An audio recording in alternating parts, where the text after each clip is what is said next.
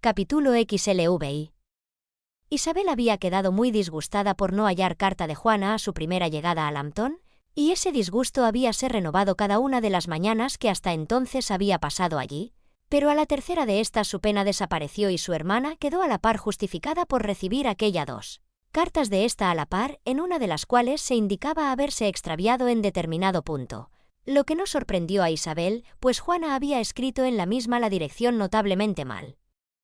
Disponíase a ir a paseo en el preciso momento en que arribaron ambas cartas, y para dejarla disfrutarlas con tranquilidad, sus tíos se marcharon solos.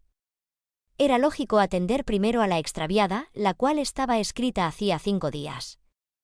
El comienzo contenía una relación de sus pequeñas tertulias e invitaciones, con las noticias que el campo permitía, pero la última mitad, fechada un día después y escrita con evidente agitación, daba más importantes noticias.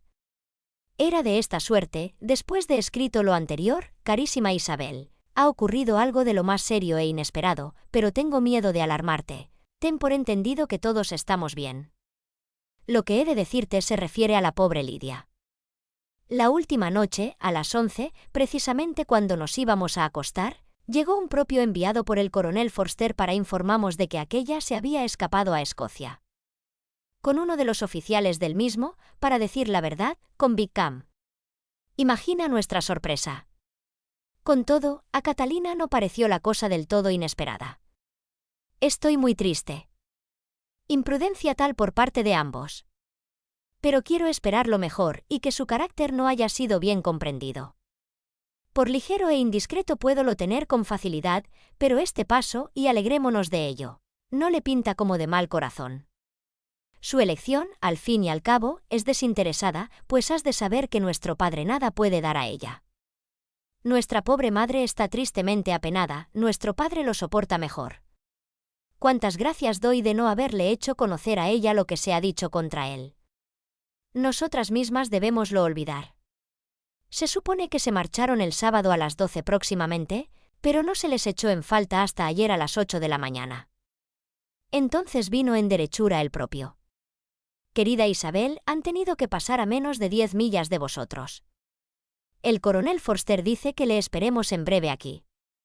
Lidia dejó escritas algunas líneas para su mujer informándole de sus intenciones. Tengo que acabar, pues no puedo alargarme por causa de mi pobre madre. Temo que no entiendas lo escrito y apenas sé lo que he puesto. Sin darse tiempo a meditar y sabiendo escasamente lo que sentía al acabar esta carta, cogió Isabel la otra, y abriéndola con la mayor impaciencia leyó lo que sigue, escrito un día después de concluida la primera. A estas horas, queridísima hermana, habrás recibido mi apresurada carta.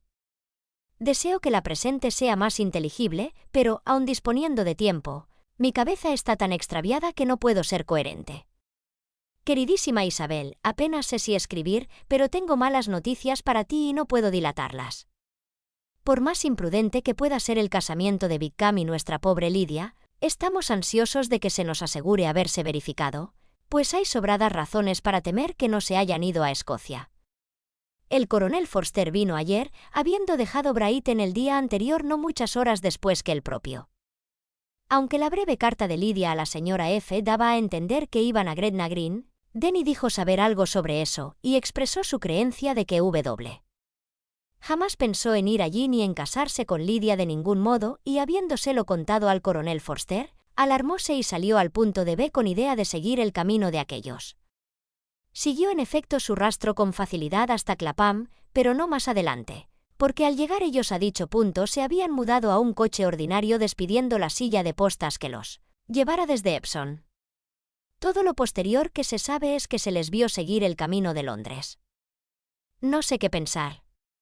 Tras de hacer todas las investigaciones posibles por allí, el coronel F. vino al condado de Hereford, renovándolas ansioso en todos los portazgos y hosterías de Bonnet y Hatfield, pero sin ningún éxito. No se había visto por allí a tales personas. Con el mayor pesar llegó a Longbourn y manifestó sus recelos del modo que más puede enaltecer su corazón. Estoy apenada de veras por él y por la señora de F., y nadie los podrá censurar. Nuestra aflicción, querida Isabel, es muy grande. Mi padre y mi madre esperan lo peor, pero yo no puedo pensar tan mal de él. Muchas circunstancias pueden haber hecho más elegible para ellos el casarse privadamente en la capital que seguir su plan primitivo, y aun si él pudiera haber formado semejante designio contra una joven con familia, como Lidia, ¿he de suponer a esta tan perdida como todo eso? Imposible. Me apena, con todo, ver que el coronel F. no se ve dispuesto a confiar en el matrimonio. Sacudió la cabeza cuando yo manifesté mis esperanzas, diciendo que temía que W. no fuese de fiar. Mi pobre madre está enferma de veras y no sale de su cuarto. Si pudiera esforzarse sería mejor, mas no hay que esperarlo. En cuanto a mi padre, jamás lo he visto tan afectado. La pobre Catalina está pesarosa de haber ocultado el afecto de aquellos, pero hay que maravillarse de que una cosa así fuera objeto de confidencias. De veras me alegro, queridísima Isabel, de que te hayas ahorrado algo de estas dolorosas escenas. Pero ahora que el primer golpe ha pasado, ¿confesaré que anhelo tu regresa? No soy egoísta, sin embargo, hasta el extremo de instarte si hay inconvenientes. Adiós. Tomo de nuevo la pluma para hacer lo que acabo de decirte que no haría. Pero las circunstancias son tales que no puedo evitar el suplicarte vivamente que vengas aquí lo antes posible. Conozco también a mis queridos tío y tía que no temo pedírselo, y aún tengo algo más que pedir al primero. Mi padre se ha ido al punto a Londres con el coronel Forster para ver de hallar a los prófugos. Desconozco en absoluto lo que piensa hacer, pero su excesiva pena no le permitirá tomar las medidas que sean mejores y más expeditas, y el coronel Forster está obligado a encontrarse en Brighton mañana por la noche. En tal situación, los consejos y la asistencia de mi tío serían lo mejor del mundo.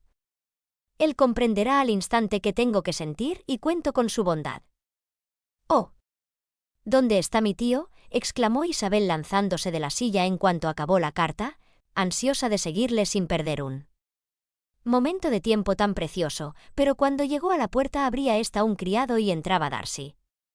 El semblante pálido y los modales impetuosos de ella hiciéronle detenerse y antes de poderse reportar lo suficiente para hablar, ella, en cuya mente todo pensamiento estaba ocupado en la situación de Lidia, exclamó ansiosa: «Perdone usted, pero tengo que dejarle, necesito hablar al punto con el señor Gardner por un asunto que no puede dilatarse.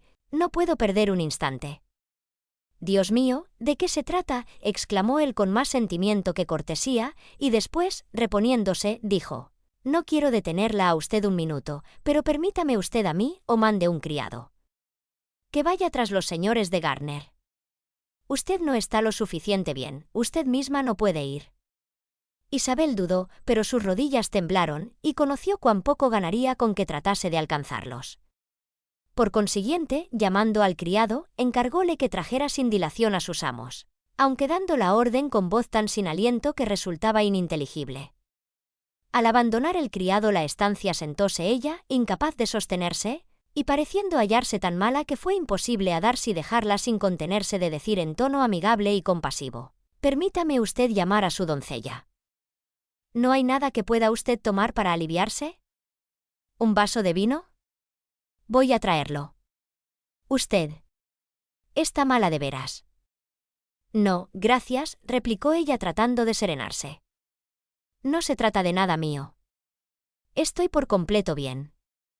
Estoy solo desconsolada por una horrible noticia que acabo de recibir de Longbourn».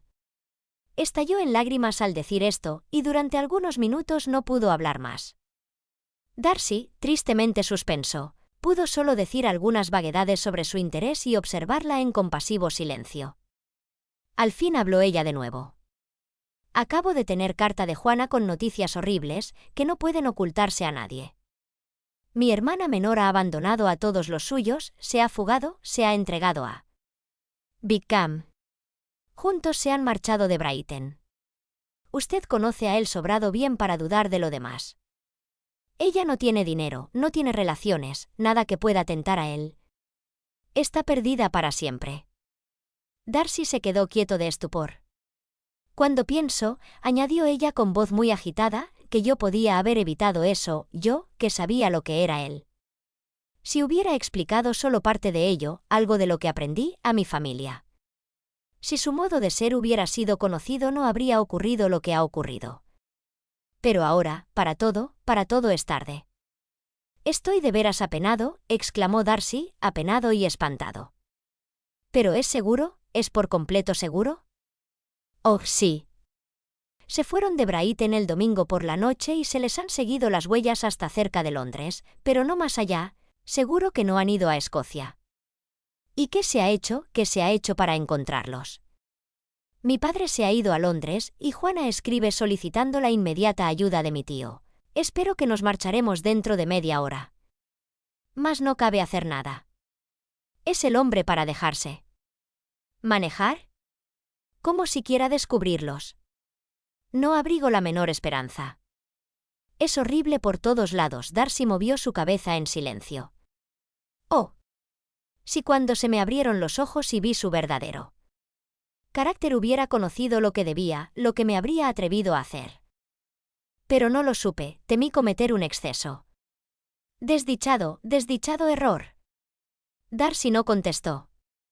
Apenas parecía escucharla, paseando de un lado a otro de la habitación en la meditación más absorta, con las cejas contraídas y el aire sombrío. Observólo Isabel y al instante interpretó todo eso. Su poder para con él se hundía, todo tenía que hundirse ante prueba tal de la debilidad de su familia, ante certeza tal de la más profunda desgracia. No podía ni admirarse de eso ni condenarlo. Mas la creencia de haber sido conquistada por él no aportó ningún consuelo a su pecho ni ningún paliativo a su pesar. Al contrario, aquello parecía calculado exactamente para que ella comprendiese sus propios deseos, y jamás había sentido tan castamente que podía haberle amado como ahora, cuando todo amor tenía que ser en vano. Pero aun esa misma consideración, aunque pudo darse, no pudo absorberla.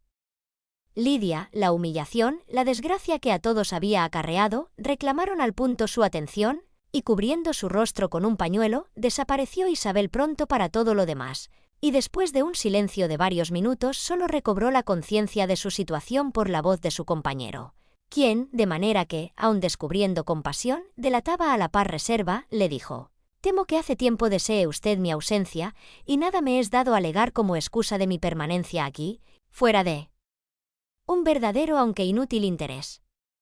Quiera el cielo que pueda yo decir o hacer por mi parte algo que proporcione consuelo en semejante desgracia. Mas no quiero atormentar a usted con deseos que parecerían pretender de propósito el agradecimiento de usted. Temo que este infortunado asunto haya de privar a mi hermana del gusto de ver a usted hoy en Pemberley. Oh, sí, tenga usted la bondad de excusarnos con la señorita de Darcy. Dígale usted que asuntos urgentes nos llaman a casa sin demora. Oculte usted la triste verdad cuanto sea posible. Sé que no podrá ser mucho». Él le ofreció al punto seguridades de su secreto, expresó de nuevo su pena por la desgracia, deseóle más feliz remate del asunto del que razonablemente podía esperarse entonces, y encargándole que saludara a sus parientes, con solo una seria mirada de despedida se marchó. Cuando abandonó la habitación, Isabel comprendió cuán poco probable era que se viesen de nuevo de aquel modo cordial que había caracterizado sus encuentros en el condado de Derby, y al lanzar una ojeada retrospectiva sobre la totalidad de su relación con él, tan llena de contradicciones y variaciones, conoció lo perverso de unos sentimientos que ahora habrían promovido la continuación de la misma y antes le habrían regocijado con su terminación. Si la gratitud y la estimación son buenas bases del afecto, el cambio de sentimientos de Isabel no parecerá ni improbable ni equivocado.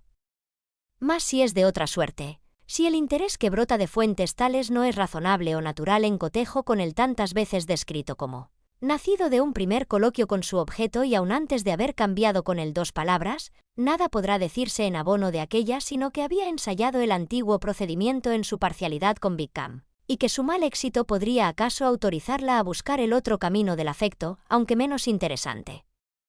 Mas, de cualquier modo que fuera, vio marchar a Darcy con gran pesar, y en esa primera muestra de lo que podía acarrear la infamia de Lidia halló mayor angustia al reflexionar sobre tan desdichado asunto.